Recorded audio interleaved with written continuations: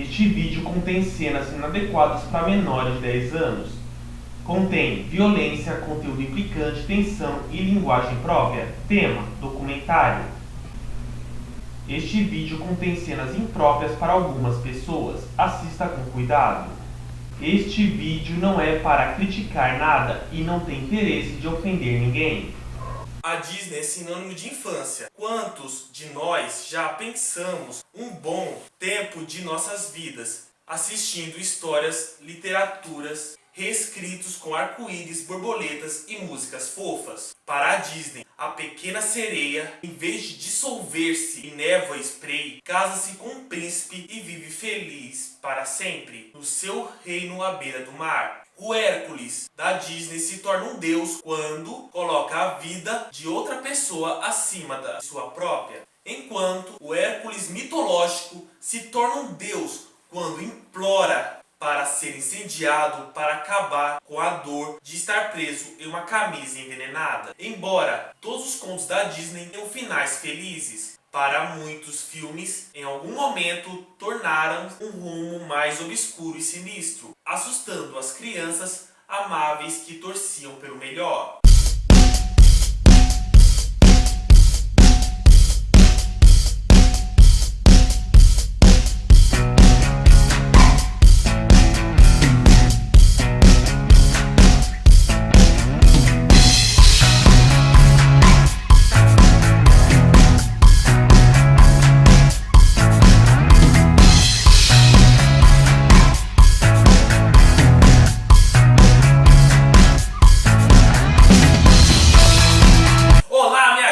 Meu nome é João Vitor Casimiro Sucupira, bem-vindo a mais um vídeo do canal Cinema Geral. Gente, esse vídeo de hoje é uma parceria de um canal chamado Movimento Surreal. E agora, o nosso convidado de hoje é Daniel. Bom, sabe, no vídeo de hoje eu vou falar sobre os momentos sinistros, tristes, obscuros e trágicos da Disney. E agora vamos começar este vídeo. O primeiro momento da lista é a morte da mãe do Bambi. A morte da mãe do Bambi é um momento obscuro por excelência. Ela morre no meio do filme, horrivelmente, depois termos chances de conhecê-la. Depois de a vermos criar Bambi, ensinar-lhe os caminhos da floresta. O inverno rigoroso segue um verão escasso. Um dia, quando estão no prado, ela sente o perigo. Há caçadores na floresta. A mãe pede a Bambi corra sem olhar para trás. Há estralos de tiros. Quando Bambi chega com segurança ao mato, ele se vira alegremente dizendo: "Conseguimos, mamãe. Não há ninguém além dele." Sozinho, a neve caindo, ele procura por sua mãe e ele a chama, mas é só silêncio. Pinóquio virando um menino de verdade. Pinóquio é a história de um boneco que se torna um menino de verdade. Porém, até isso acontecer, a história é pura insanidade. Ele é sequestrado por vigarista e obrigado a trabalhar em um teatro de fantoches para não ser jogado no fogo. Daí foge só para ir a uma ilha onde meninos bobos se transformam em burros, literalmente, e são vendidos para trabalhar nas minas de sal e circos. Depois de escapar da maldita ilha, ele é engolido por uma baleia gigante, que também engoliu Gepeto, seu criador. Eles enfureceram a baleia com seus esforços para escapar. Pinóquio se sacrifica para salvar Gepeto. A fada azul, vendo seu altruísmo, o traz de volta à vida e finalmente transforma em um menino de verdade. Mulan e o Mensageiro parece um momento obscuro, minúsculo, em um filme sobre guerra, e devem insistir em momentos piores, mas esta cena curta em Mulan surpreende com a crueldade dos dois soldados imperiais. São capturados por Shan Yu, líder Hun, que lhes dá uma mensagem para levar para o imperador da China. Conforme eles fogem, Shan Yu pergunta a um dos seus companheiros: quantos mensageiros são necessários para entregar uma mensagem? A resposta é Impressionante como a vida humana é retratada em modo significante entre os dois lados em guerra. Cooper caçando Todd em O Cão e a Raposa. No início, o cão e a raposa parecem um encantador sobre a forma como a amizade transcende tudo, mas em algum lugar no terceiro ato, a história toma uma virada. O mestre, que é o dono de Cooper, é atropelado por um trem em um acidente causado por Todd. Cooper promete pegá-lo. Slade, o dono do Cooper, coloca armadilhas. E logo Todd é pego em uma toca em uma extremidade, Slade e Cooper na outra. Todd salta através do fogo, Cooper o persegue. Eles se chocam, lutando e uivando todos os vestígios de sua amizade de infância esquecidos. Todd consegue escapar quando um urso negro aparece e Cooper corre para defender Slade. Mas então Todd volta. Ele vê seu velho amigo em perigo e atrai o urso de olhos vermelhos para baixo de uma cachoeira correndo. O final que segue é surpreendentemente adulto e dolorosamente agridoce. Todd e Cooper estão em respectivas casas. Uma conversa antiga aparece. Nós seremos amigos para sempre, não é? Diz Todd. Sim, responde Cooper. Para sempre. A família desfeita de Lilo e Stitch. A tristeza de Lilo e Stitch é do tipo muito diferente de outros momentos sinistros de filmes da Disney, mas ainda significativa. É um momento sobre a dor de uma família desarticulada, uma família quebrada, desfeita, como Lilo diz. Depois de uma visita de um assistente social, Nani tem que provar que está apta para cuidar de sua irmã mais nova, Lilo. Quando ela ouve Lilo orando por uma estrela cadente, por um amigo, decide lhe dar um animal de estimação. Este animal acaba por ser um alienígena, mas desastres acontecem em seguida. O assistente social retorna dizendo que Nani não é a melhor opção para Lilo. Naquela noite, Stitch, vendo o problema que causou, vai embora. Lilo lhe diz: eu vou lembrar de você. Eu lembro de todo mundo que vai embora. Deixa. Na sua essência, Lilo e Stitch é sobre a solidão, encontrar um lugar para encaixar, sobre a necessidade de companheirismo e as famílias que criamos, adulto, mais para um filme infantil. A morte de Clayton em Tarzan. Neste ponto do filme, as motivações de Clayton são claras. Ele planeja capturar gorilas e vendê-los na Inglaterra, uma tarefa muito mais fácil com Tarzan fora do caminho. Clayton atira em Queixar, uma ferida fatal, e Tarzan vai atrás de um Clayton maníaco ao longo da floresta tropical. Depois de algumas dificuldades, Tarzan consegue apontar a arma de Clayton contra sua garganta. Clayton desafia Tarzan a matá-lo, dizendo-lhe para ser um homem. Ao invés disso, Tarzan destrói a arma, jogando-a no chão da floresta. Clayton puxa seu facão e segue Tarzan segurando-se em vinhas.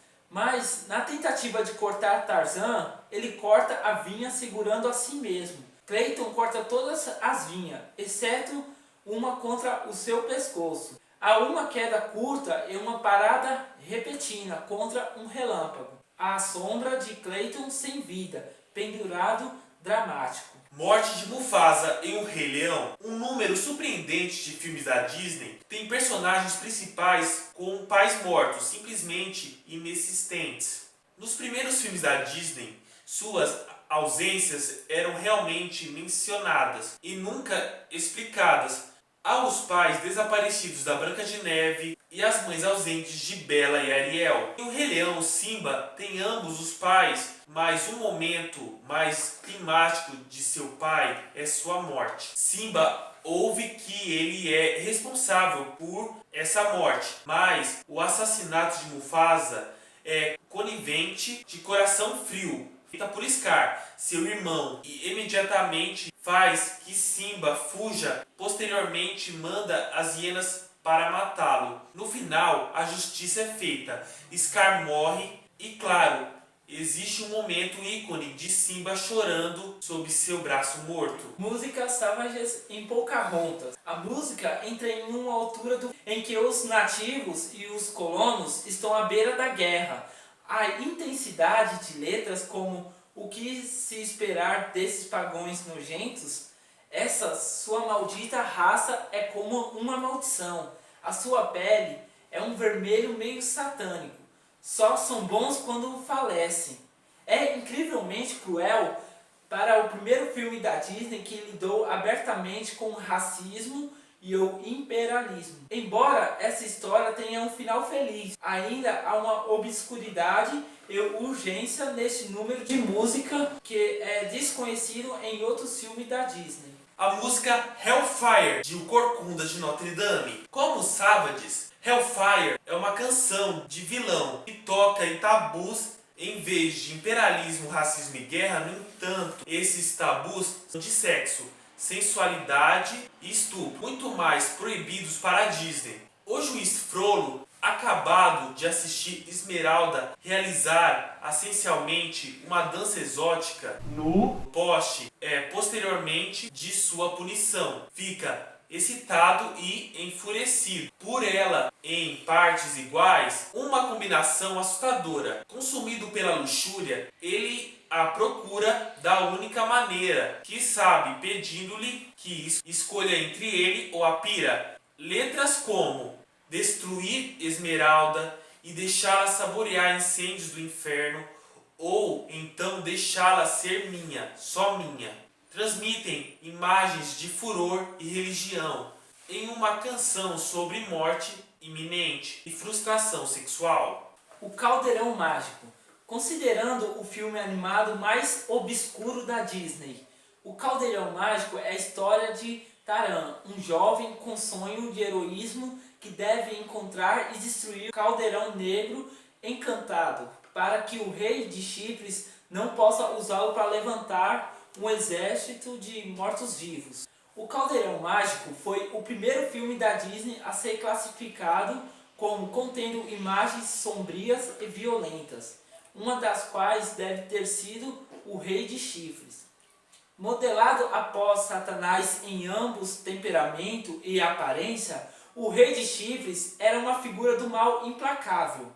Sobre o seu manto obscuro, ele não era nada mais que um esqueleto com chifres e brilhantes olhos vermelhos. Complete isso com um assustador castelo em ruínas, cheio de cadáveres apodrecidos, um calabouço onde Taran está no início do filme, uma adega úmida onde o caldeirão nasceu das águas e pronto com um todo. O Caldeirão Mágico é um filme assustador e profundamente perturbador. A floresta em A Branca de Neve e os Sete Anões. Como se souber que foi jurada de morte pela Rainha Má não fosse tragédia só o suficiente. Durante sua fuga, Branca de Neve passa por momentos de terror no meio de uma floresta cheia de coisas medonhas. Árvores fantasmagóricas, sombras demoníacas, ela vê tudo ali. E essa, com certeza, não é uma das cenas mais fofas da Disney. Fantasia. Uma Noite no Monte Calvo. O último segmento do clássico Fantasia mostra a meia-noite em um ponto. O diabo Chernabog convocando maus espíritos e almas inquietas do seu túmulo. Ao som de Night on Bald Mountain, de Mussorgsky, os espíritos dançam e voam no ar, até a hora em que o sino da igreja começa a tocar e o dia ressurgir, além de ser assustador. A música de Mussorgsky é extremamente forte e impactante, causando arrepios, mesmo que você não se assuste com os espíritos no ar. As imagens de Chernabog regendo os espíritos mortos e demônios é extremamente impactante e inesquecível. E a maior prova do impacto deste segmento é o Walt Disney acrescentou a cena do sol nascendo e o canto Ave Maria, para servir como alívio emocional para as crianças que estavam assistindo o filme. Ele sentiu que o público precisava de um conforto emocional depois uma sequência sombria como esta. As Aventuras de Icabod e Senhor Sapo, o Homem Sem Cabeça. Você pode não esquecer esse clássico Disney, mas a sequência de Icabod montado em um cavalo no meio da noite, andando por uma estrada na floresta completamente deserta e sombria. Quando o Homem Sem Cabeça aparece, passa a perseguir Icabod, tentando matá-lo, torna tudo mais intenso do que já estava antes. Como na sequência de Uma Noite no Monte Calvo, você fica sem respirar direto até Icabod consegue se livrar dele. A Bela Adormecida, Aurora hipnotizada. É muito tenso ver a Aurora ser hipnotizada por Malévola e depois ferir o dedo numa roca. É triste e ao mesmo tempo assustador saber que a Aurora está indo cumprir o triste destino que Malévola lançou para ela. A trilha sonora baseada no balé de Tchaikovsky contribui bastante para a atmosfera sombria da cena. Elsa se afasta de Anna em Frozen. Da geração mais recente de produção Disney, chama a atenção o relacionamento entre as irmãs Elsa e Anna, órfãs após um navio afundar, com o pai e a mãe delas a bordo. Elas dependem uma da outra para superar a difícil situação. Porém, Elsa lida também com poderes congelantes difíceis de controlar. Elsa se afasta da sua irmã sem contar os motivos, deixando Anna triste e solitária. A Pequena Sereia, a história de Ariel. Em algumas animações da Disney é normal ter ausência de pai e mãe. No terceiro filme da franquia A Pequena Sereia, a história de Ariel, conta um pouco sobre a mãe de Ariel, a rainha Atena. Atena e Tritão estão com suas filhas, mas de repente um navio pirata aparece e as sereias entram no mar com medo e Atena esquece seu presente que ganhou de Tritão, e sobe na superfície para salvar seu presente, uma caixinha de música. Então o barco bate nas rochas que acaba esmagando a rainha Atena. É uma coisa muito trágica. A hora que Alice se cansa do País das Maravilhas, Alice começa a cantar e chorar, dizendo: muito juízo, eu sempre digo, mas eu sei que nunca sigo essas coisas que digo que são boas. Paciência, eis o conselho bom. Se não fosse assim, tudo estaria muito bem. Nessa cena, quando Alice chora, as criaturas do País das Maravilhas também choram. Isso também é de cortar o coração. É um sentimento realmente terrível. Se você se deixar tocar pelas suas lembranças, com certeza vai se entristecer pela situação da garota, que nunca consegue seguir os próprios bons conselhos. Quem seria capaz de amar um monstro? Logo na abertura do filme A Bela e a Fera, o narrador conta a história do príncipe arrogante que viria a se tornar a fera após anos de encantamento. Ele perde a esperança e cai em desespero. Nós sempre temos a tendência de nos identificarmos com o herói da história, no caso, a Bela. Mas o personagem mais humano desse conto é, na verdade, a fera. Ele é cheio de defeitos, é arrogante, teimoso e tem sérios problemas em controlar os nervos. E acaba tendo problema de sua aparência, que o impede de se aproximar das pessoas que não o conhecem. E não é o fato de ser amaldiçoado que o ensina sobre humildade e beleza interior, mas sim a Bela, que o ama apesar da maldição. Ou seja, por muito tempo ele se sentiu realmente desamparado, sozinho. Sentia-se um monstro. Quem nunca se sentiu dessa maneira sobre si mesmo? Quem nunca achou que fosse incapaz de ser amado?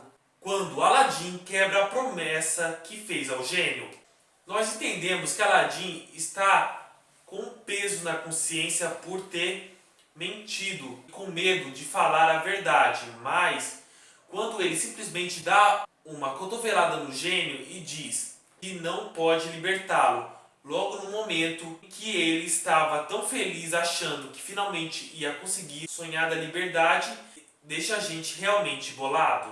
Quando Griselda e Anastácia destroem o vestido da Cinderela. Depois de tanto trabalho de seus amigos ratinhos, a jovem Cinderela estava tão feliz de poder ir ao baile, até que as filhas da madraça destroem seu vestido e você fica apenas... Trust, de Adame Vagabundo, é atropelado. Quando Jock mexe em seu corpo inanimado, não tem como conter aquela lágrima. Curiosamente, na primeira versão da animação, Trust realmente morreria, mas Walt Disney não quis fazer outra cena tão triste e traumatizante como a de Bambi. Então, ele resolveu colocar o cachorro aparecendo bem na cena do Natal, mas Mufasa não escapou dessa. Quando ele está morrendo em A Princesa e o Sapo, e fica feliz por pensar que finalmente vai ficar perto de sua amada Evangeline, o planeta Vênus, que ele achava ser um vagalume também. Cara, é muito triste. Você vê ele todo contente em um momento horrível e pensa, pobrezinho, é só um planeta. Mas é melhor que ele pense assim.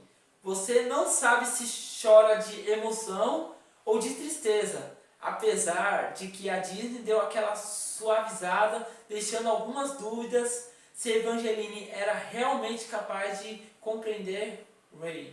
Quando Mulan volta e encontra o pai, ele não importa com a espada e nem com o selo imperial, que a garota traz um sinal de honra. Ele está simplesmente feliz por ter sua filha de volta. Ele ainda diz: meus maiores presentes e honra são ter você como filha. É o garoto do fio. Quando Hércules vai pedir que seja seu treinador, o sátiro relata as diversas decepções que ele já teve com os outros heróis, citando até Aquiles e o maldito calcanhar.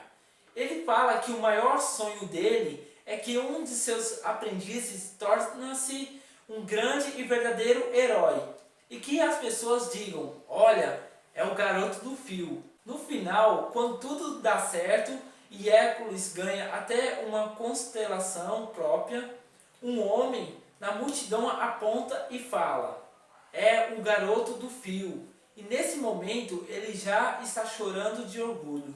A crueldade e humilhação sofrida pelo Corcunda de Notre Dame.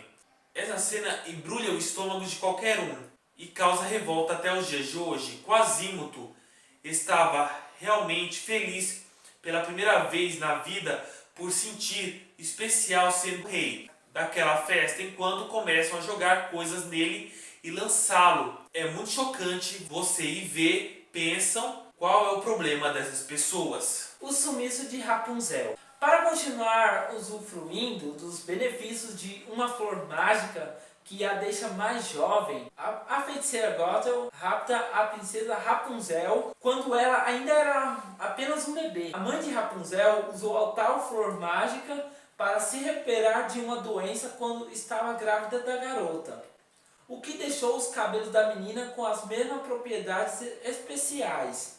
Para que o reinado nunca esqueça do triste episódio, todo ano é organizado um festival em que os balões iluminados são soltos nos céus em homenagem a Rapunzel. Branca de Neve e os Sete Anões, a transformação da Rainha Má. Todas as cenas da Rainha Má são de dar arrepio, como o Rei de Chifres. Talvez seja por causa da trilha sonora que faz questão de manter um tom sombrio. Toda vez que a rainha aparece, o momento que se destaca é aquele que a rainha faz uma poção para se transformar na velha que vai enganar a Branca de Neve com a maçã envenenada. Mesmo assim, vale a pena e tem todas as cenas da rainha. Elefantes cor-de-rosa. Depois de confundirem cerveja com água, Dumbo e Timóteo passam a ver elefantes cor-de-rosa,